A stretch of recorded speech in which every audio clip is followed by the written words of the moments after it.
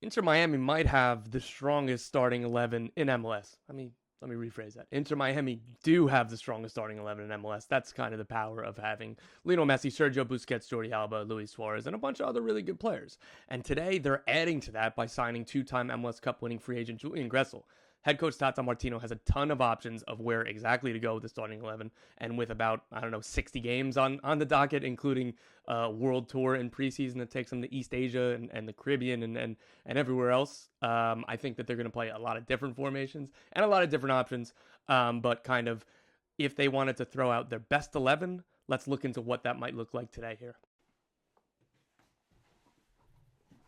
For me, I believe that their default is going to be a 4-3-3. That's what Tata Martino has preferred throughout his career. That's the best formation for Busquets and Messi and Alba and Suarez and everybody else. It just makes the most sense.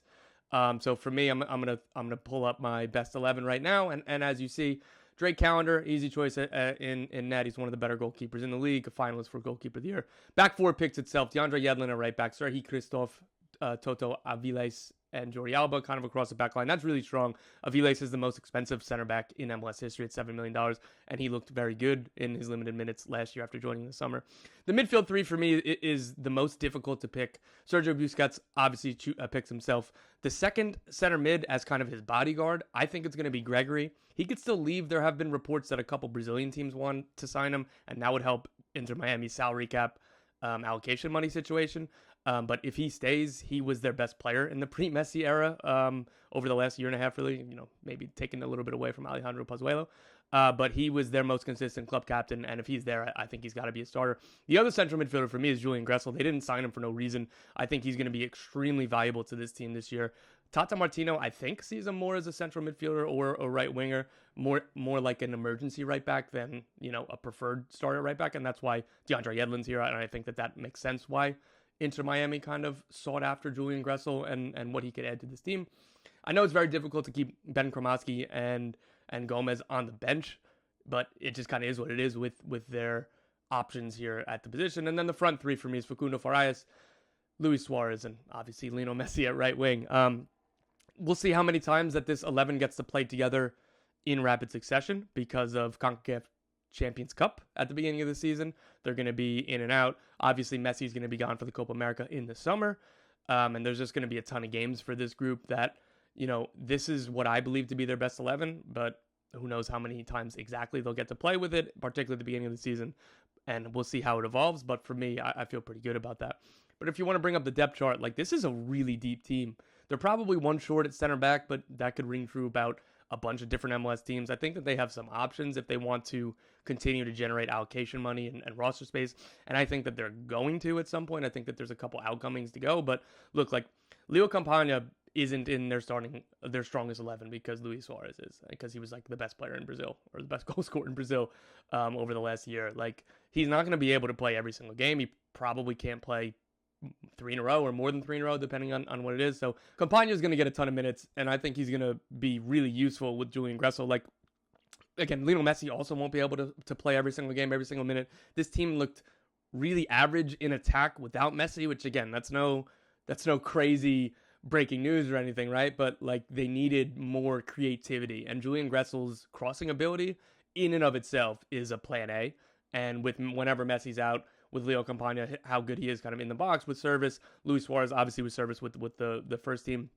That just gives them another option if Facundo Farias isn't, creating at the level that they need him to, or if Robert Taylor goes cold or insert anything else here if the set pieces are drying up a little bit. It's just good. It's going to be really good to have that kind of secondary creative option with Julian Gressel in this team.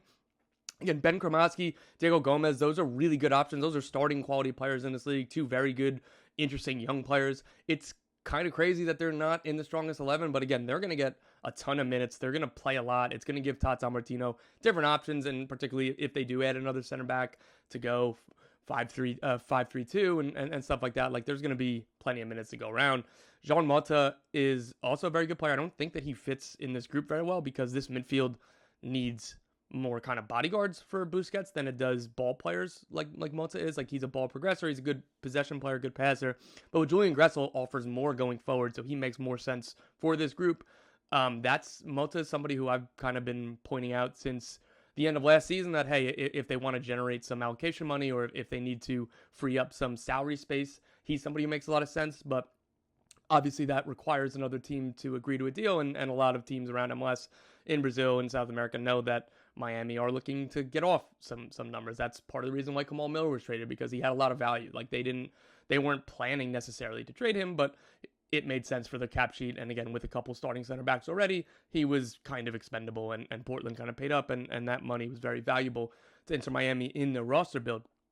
Again, like I can't wait to see what this team looks like on a regular basis, on a week-to-week basis. I can't wait to see what they look like in the Champions League at the beginning of the regular season. Like, this is going to be a ton of fun to watch Messi and Suarez together again. These rising stars with Farias, Aviles, Gomez, Kramaski. Like, there's so much talent in this team, both in terms of obviously legendary players like Messi and Busquets and Alba and Suarez, but also a rising young American in Kramaski, 3 South American really talented young players, but Ukraine international center back, like Drake Callender is on the outsides of the U.S. national team player pool. There's just a lot to really like about this squad, and you kind of go down the list, and it's really strong. There's going to be a lot of different options for Tata Martino, and look, again, this is the strongest starting 11 in MLS, and we'll see how many times they get to play together and if it will live up to expectation. But man, this is a must-watch team in 2024. All right, that'll do it today. I think in future episodes I'm going to dive into some more team-specific stuff like this. So let me know if you like this, how I can tweak this, what else I can do. Again, we're all figuring this out together as we go along. I don't know exactly what we want to do, and what I'm kind of best at. So you guys are gonna help me out and learn with me as I do very bad at editing and transitions and everything else. But hey, I have screenshots of Google Sheets of the depth charts that I keep updated to myself because I'm a crazy person. So I'm probably going to utilize that more and more. But again, let me know what teams you want me to dive into. I think I'm going to do Atlanta United soon, just because they have a lot of kind of transfer stuff up in the air that I can kind of dive deep into. But again, start requesting teams that you want me to really focus on in terms of like a 1 episode deep dive like this.